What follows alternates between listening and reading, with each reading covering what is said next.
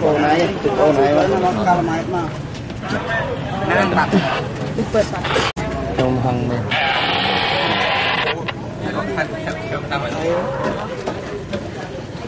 tắt on nữa con muối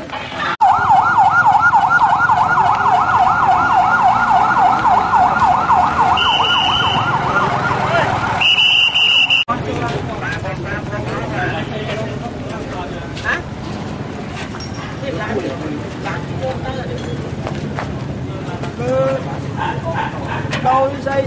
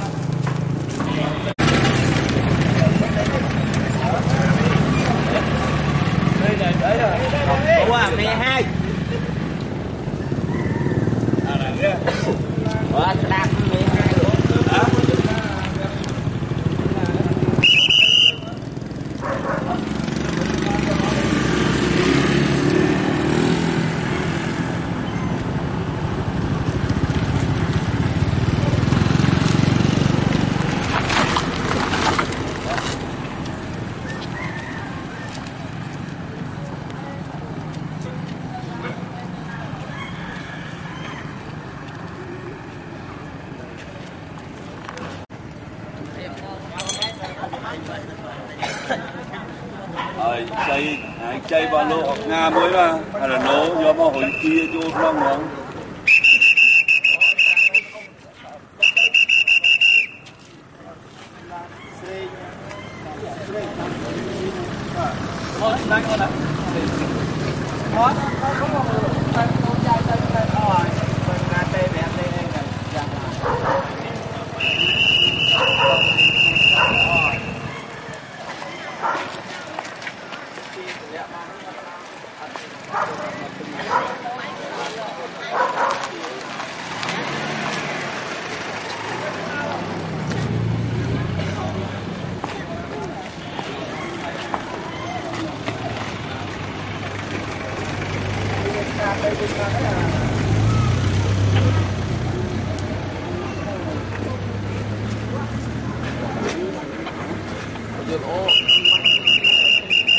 hái rồi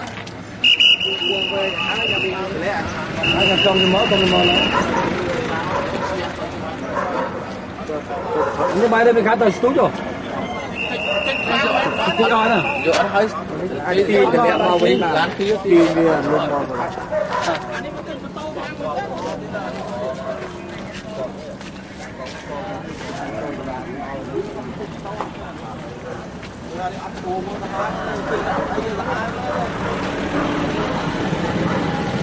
mau gật đông mà thoáng phải anh tốc ấy à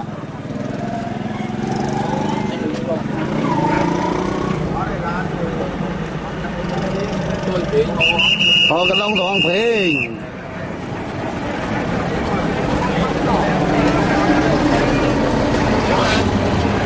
sao xí đồng biết luôn này mưa là đi đâu